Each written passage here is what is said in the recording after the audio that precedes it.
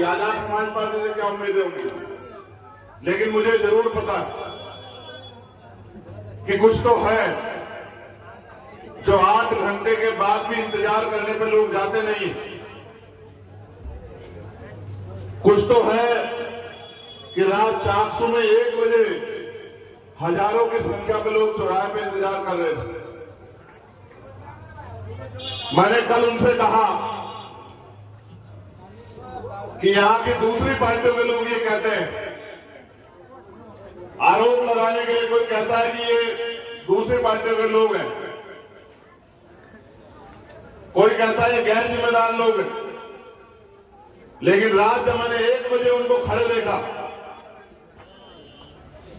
इस उम्मीद के साथ कि मैं वहां आऊंगा, तो मेरे मन में जिज्ञासा पैदा हुई और मुझे जवाब मिला कि ना ये गैर जिम्मेदार है और ना ये किसी पार्टी के हैं, क्योंकि अगर पार्टी के भी होते तो 2-1 घंटे इंतजार कर लेते।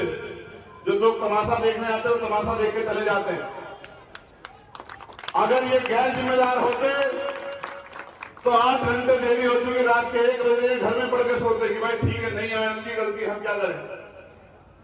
लेकिन जो जवानों में जो मैंने विश्वास देखा, और हमारी माएं बहनें भी थी 1 बजे, आप नहीं जान पाओगे मुझे कितनी हिम्मत मिली। और मुझे ही नहीं, भीम आर्मी आजाद समाज पार्टी के एक नेता कार्यकर्ता को हिम्मत मिली। जब आप जालोर में लाखों की संख्या में इकट्ठा होते, जब आप भीलवाड़ा में पूरी सड़कें जाम कर देते, जब आप दौसा में, अलवर में, भरतपुर में, करौली में, सवाई माधोपुर में, गंगापुर सिटी में अपने संख्या बल से लोगों को रोक देते चलते हुए देखने के लिए कि कौन आ रहा है, कौन जा रहा है, तो एहसास होता है कि विचार में कितनी शक्ति। आप घर परिवार चला रहे हैं, आप बेवकूफ लोग नहीं हैं, आप अपने परिवारों को आगे बढ़ा रहे हैं, आप बेहतर जानते हैं देश दुनिया में क्या चल रहा है। लेकिन मुझे आपसे कहना, आज अगर ये सम्मान का जीवन मिला, मगर ये धरती बड़ी मजबूत है, मैं इसको नतमस्तक करता हूं, क्योंकि मुझे बताया गया कि ये जो डॉक्टर बाबा साहब अम्बेडकर की स्टैचू लगी हुई है, इसका उद्घाटन जो है, इसका अनावरण माननीय काशीराम साहब ने किया। और मैं मानता हूं कि जहां महापुरुषों के पैर पड़ते हैं, जहां महापुरुषों का पसीना पड़ता है, वो धरती सोना हो जाती है, उसमें तप पैदा हो जाता है। तो मैं धन्यवाद दूंगा नवलगढ़ के लोगों का, जो आज यहां उपस्थित है, या जो एक लंबी यात्रा पैदल हमारे साथ करके आए।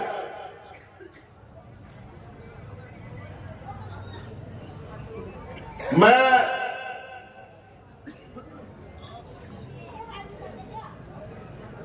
जब हमने यात्रा शुरू की सिद्धार्थनगर उत्तर प्रदेश से, सिद्धार्थनगर उत्तर प्रदेश वो धरती है जहां भगवान बुद्ध जन्मे, नेपाल बॉर्डर, कपिलवस्तु, लुम्बिनी। जब हमने शुरू की तो इस उम्मीद से की,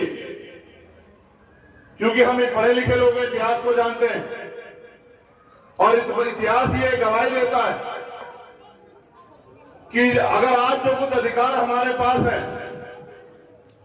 ये अधिकार हमें मांगने से, रोने से, चिल्लाने से, घर में दुख के रहने से, या हमारी दुख तकलीफें देख के किसने हमें नहीं दिए। इसके लिए, और आज जहां हम लोग खड़े हैं, जो हाल हमारे हैं, इसके लिए हमारे महापुरुषों ने समय समय पे कुर्बानियां दी है। राष्ट्रपिता ज्योतिबा फूले से लेके छत्रपति साहू जी महाराज, डॉक्टर बाबा साहब अम्बेडकर, और ऐसे सैकड़ों महापुरुष हुए, जिनमें माननीय काशीराम साहब को भी याद करते हैं, जिन्होंने अपना जीवन, अपनी सुख सुविधाएं और अपने बच्चे तक कुर्बान किए, और वो अपने लिए नहीं जिए, वो हमारे लिए जिए, अपनी आने वाली पीढ़ियों के लिए जिए, और एक एक मिनट उन्होंने हमारी तरक्की के लिए हमें अपने पैरों पर खड़ा करने के लिए लगाई। अगर उन्होंने अपना किया होता तो किसी ने हमारे आंसू देख के हमारी जिंदगी के लिए कोई परिवर्तन नहीं चुना होता। और इसका उदाहरण है कि भारत का इतिहास के बाद कहता है, और आजकल जब आपस में कोई चर्चा होती है तो टीवी पे मैंने सुना कि बड़े जिम्मेदार लोग ये कहते हैं कि इस देश में जाति व्यवस्था बनाई गई, उससे पहले वर्ण व्यवस्था बनाई गई, ऊंच नीच बनाया गया, भेदभाव बनाया गया, और लगभग 2000 सालों तक इस देश के बड़े तबके को, जिनको आज के संविधान की वजह से हम लोग SC ST OBC के रूप में जानते हैं, उसको तमाम अधिकारों से वंचित रखा गया।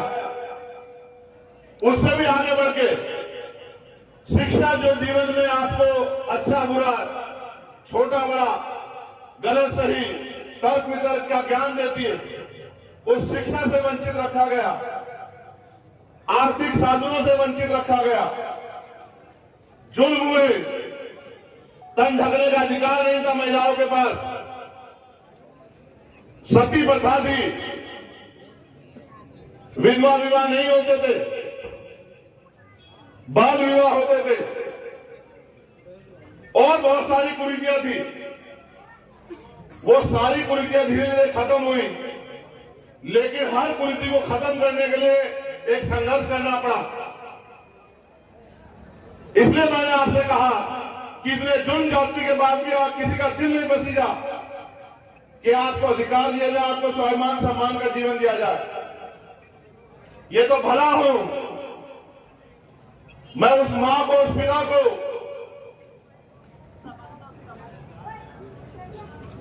धन्यवाद देता हूं जिन्होंने डॉक्टर बाबा साहब अम्बेडकर को जन्म दिया, जिन्होंने डॉक्टर बाबा साहब अम्बेडकर को जीवन दिया, और आज हम लोग उनके कर्जदार हैं।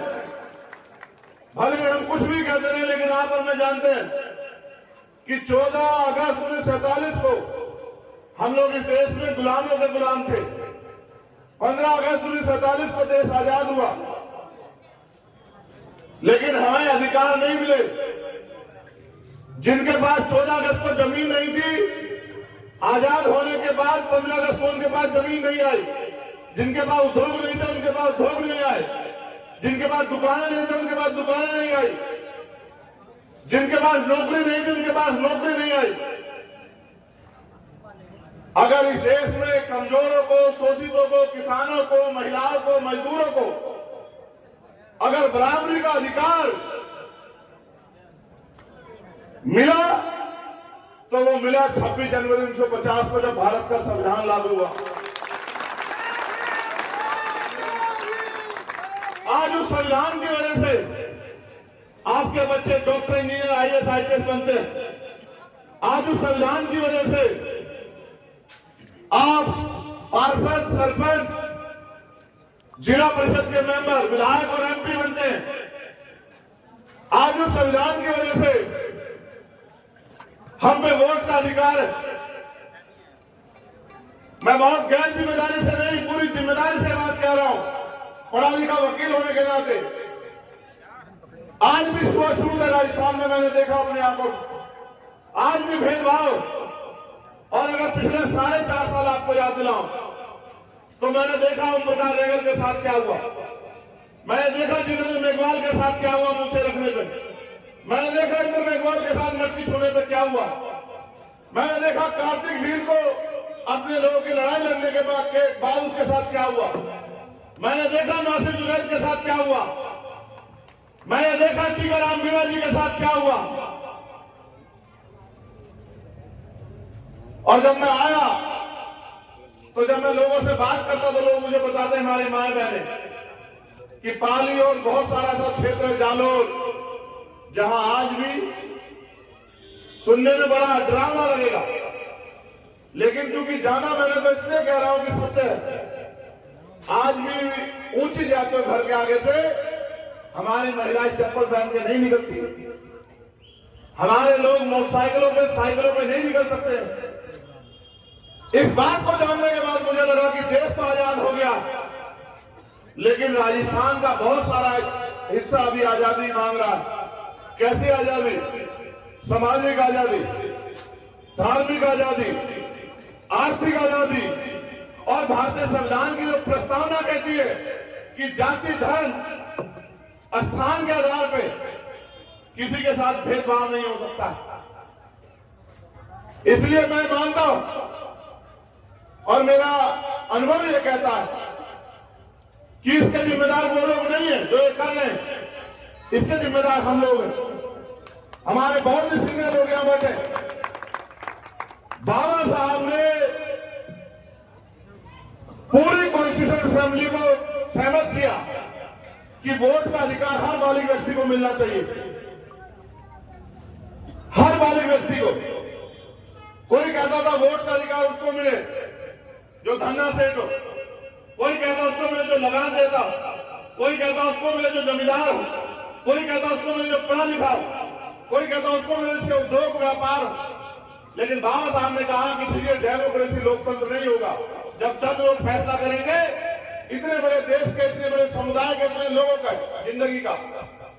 अगर लोकतंत्र लाना है तो हर व्यक्ति को जो सोच समझ सकता, जिसकी आयु 21 साल हो, उसको वोट का अधिकार मिलना चाहिए। और फिर क्योंकि बाबा साहब बैरिस्टर थे, पढ़े लिखे थे, उन्होंने तर्क की कसौटी पर सहमत किया कि भारत के हर एक बालिग व्यक्ति को वोट का अधिकार मिलेगा। सम्मानित लोगों, आज भारत में लोकतंत्र है। जब लोकतंत्र नहीं था तो राजतंत्र था। राजतंत्र में राज व्यवस्था कैसे बदली जाती थी? जैसे आज आप यहां बैठे, ऐसे ही एक राजा की सेना होती थी, दूसरी तरफ दूसरे राजा की सेना होती थी। महीनों महीनों युद्ध चलते थे, तलवारें, भाले, तोपें, बंदूकें चलती थी, संधियां होती थी, हजारों हजारों लोग मर जाते थे, जमीन रक्त रंजित हो जाती थी, तब राज बदलता था। लेकिन बाबा साहब अम्बेडकर ने आपके मुठे में ताकत दे दी, क्योंकि लोकतंत्र है, जिसका वोट होगा। लोकतंत्र का मतलब ये है जिसका वोट होगा उसका राज होगा। जिनकी संख्या ज्यादा होगी वो इकट्ठा होकर अपना राज ले आएंगे। और आप ये जान लो, अगर आपकी संख्या लाखों में क्यों ना हो और आपका व्यक्ति सदन में नहीं है, आपके पास राजनीतिक ताकत नहीं है, तो आपके एक मसले में चर्चा नहीं होगी। चाहे आप भूखे मरो, चाहे आपको इलाज ना मिले, अच्छी पढ़ाई ना मिले, चाहे आप पे जुर्म जाति अन्याय अत्याचार हो, क्योंकि आवाज उनकी उठती है जिनका नेता होता। आपने नवागढ़ में क्या मजाक किया? जिनके 5,000 वोट है उनका नेता है, और जिनके लाखों वोट हैं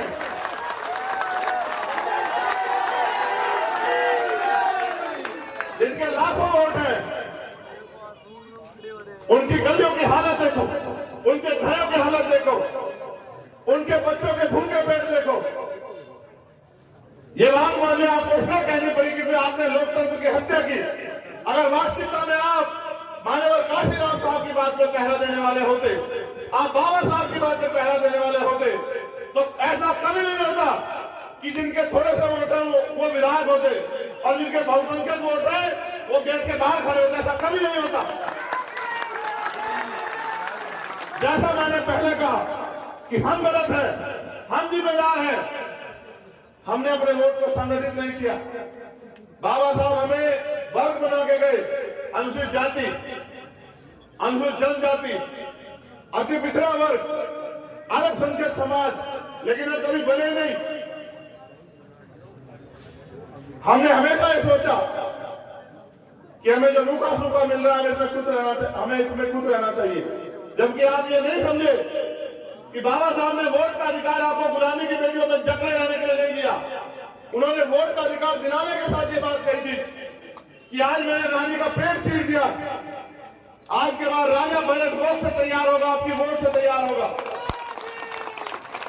आप मुझे अपने मन से बताओ, इस विधानसभा में बहुजन समाज के लोगों का वोट ज्यादा है या जिनका आज विधायक है उनका वोट ज्यादा? आप बताओ। जब आपका वोट ज्यादा तो विधायक किसका होना ज्यादा? बताओ। ये किसकी गलती है सर?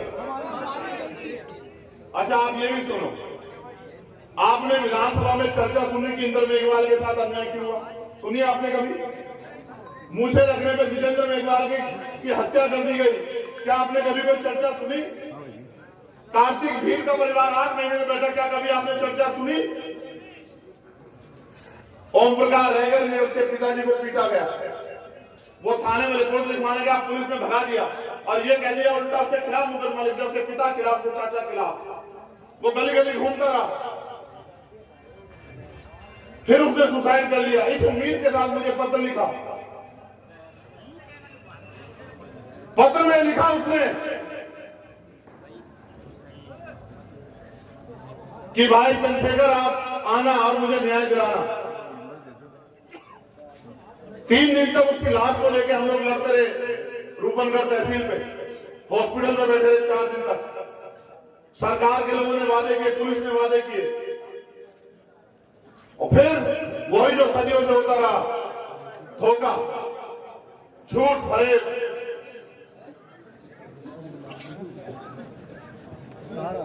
मैं बस आपसे पूछना चाहता हूं,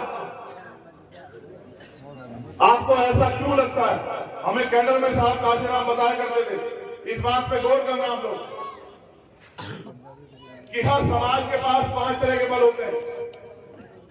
पहला बल बुद्धि बल, दूसरा बल भाव बल, तीसरा बल जन बल, चौथा बल धन बल और 5वां बल मनोबल। मैं आपसे पूछना चाहता हूं मेरे लोगों को, जब आप वोट देकर दूसरे व्यक्ति को जिता सकते हो तो आप अपना एमएलए क्यों नहीं बना सकते? यहाँ ये बताओ मुझे। सर एमएलए तो बहुत दूर की बात है, हम अपना चेयरमैन व प्रधान नहीं बना सकते। बिल्कुल सही है सर, बिल्कुल सही कह रहे हो।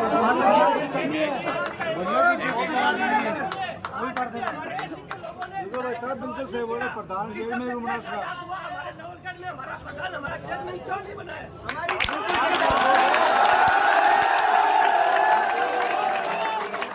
देखो, बिल्कुल सही बात, ऐसा 70,000 वोट है। आपने बिल्कुल सही कहा कि हम यहाँ विधायक को छोड़ो, हम यहाँ चेयरमैन नहीं बना पाए, पार्षद नहीं बना, बिल्कुल सही बात है। लेकिन ये भी बताओ मेरे भाई, ये बात सही है।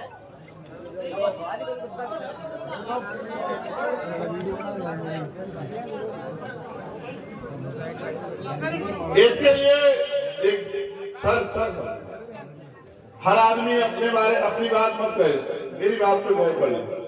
इसके लिए हम ही जिम्मेदार हुए ना ब्लैक शर्ट वाले भाई। हाँ, छोड़ दो बता। देखो मेरी बात सुनो, मैं आपको समझा सकता हूं, मैं आपको रास्ता दिखा सकता हूं, मैं आपका अंगूठा नहीं पकड़ सकता हूं। आप अच्छा बुरा खुद समझ सकते हो। आज हालात क्या है? जो पढ़े लिखे भाई यहाँ होंगे और जो पुराने मिशनरी लोग होंगे, अपने दिल पे हाथ रख के पूछो, क्या 5 साल बाद कोई सरकारी नौकरी रहेगी देश में?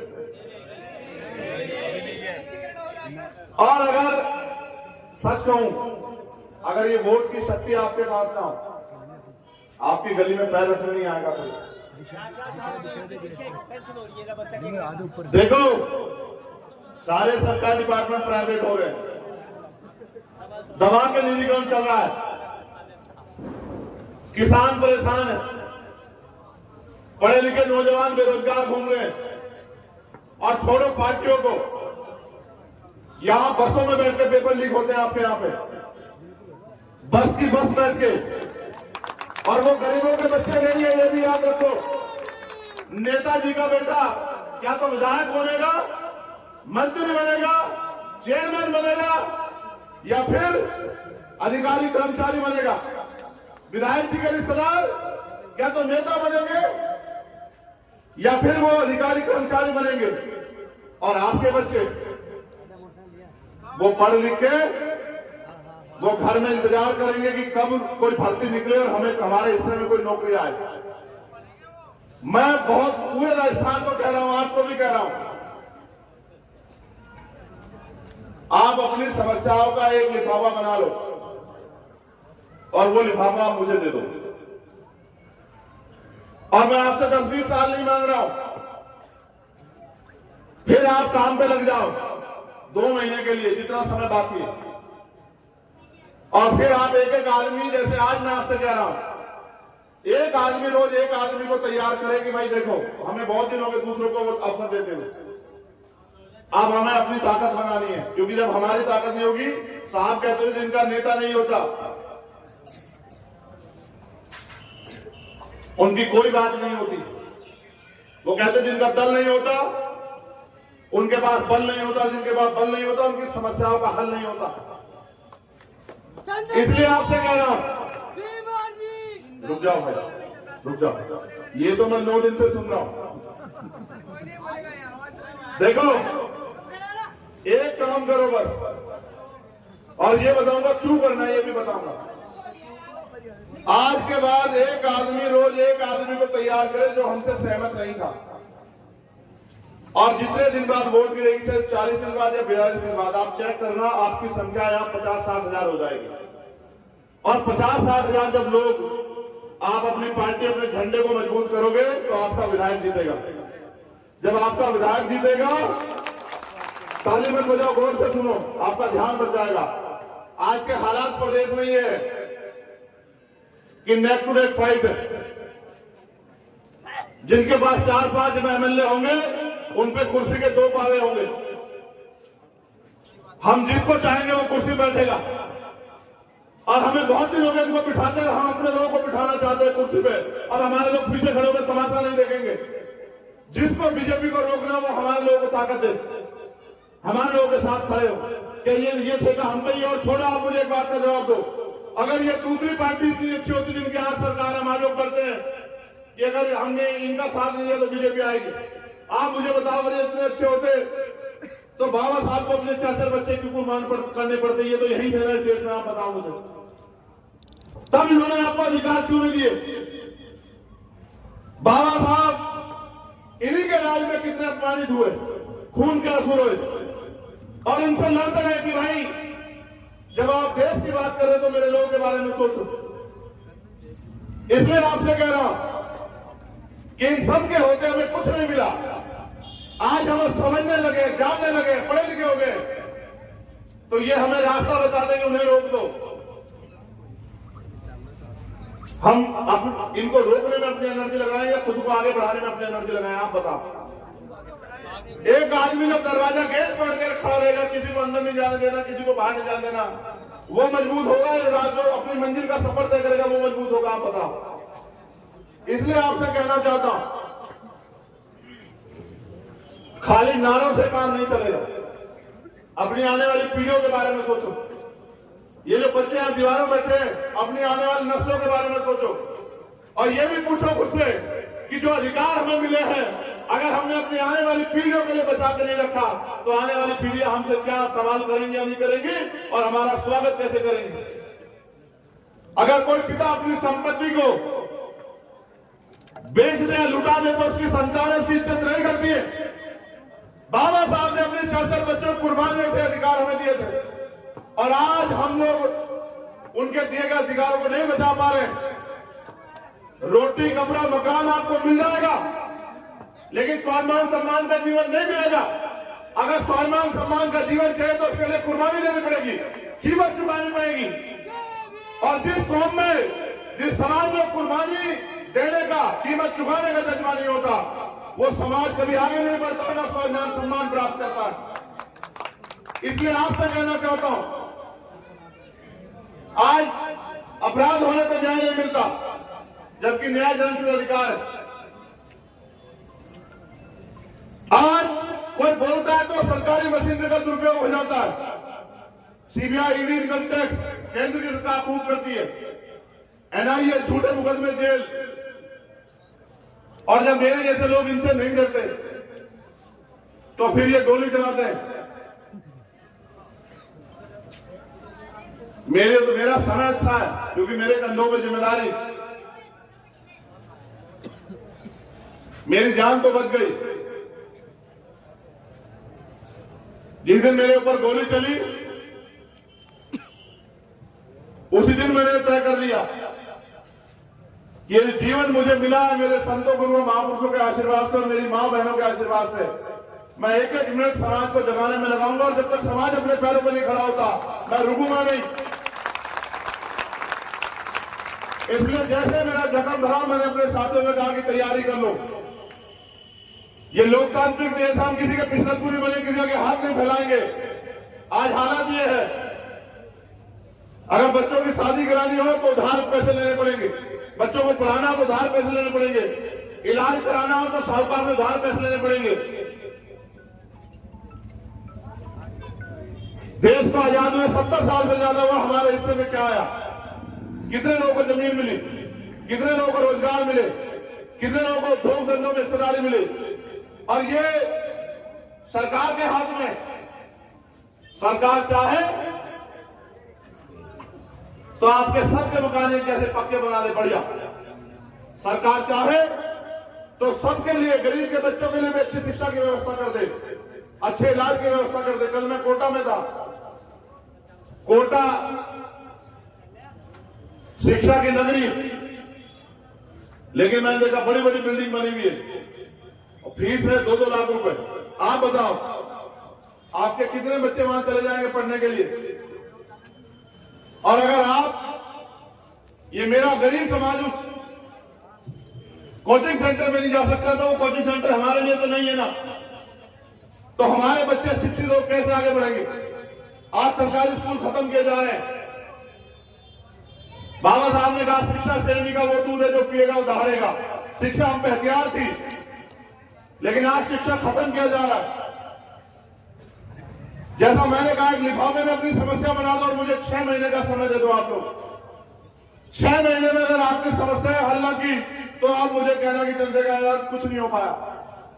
लेकिन इस शर्त के साथ कि आपको मुझे वो ताकत भी देनी पड़ेगी कि मैं इनके हलक में हाथ देकर इनका आपके अधिकार निकाल सकूं, वहां से इनके जबड़े में हाथ दे सकूं। अगर आप ये कहो कि बिना राजनीतिक शक्ति के संभव है तो ऐसा नहीं है। हम 5 लाख लोग भी जयपुर में 5 दिन बैठे रहेंगे, कोई भी सुनेगा हमें।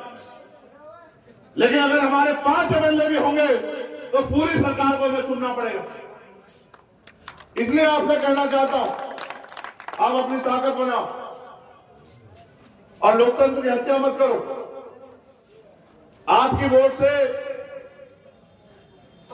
अगर ऐसे लोग ताकतवर होंगे तो फिर वो आपका भला नहीं करेंगे। और इसलिए आपकी शिकायत बैठ रही है कि विधायक जी ने ये नहीं किया, विधायक जी ने वो नहीं किया।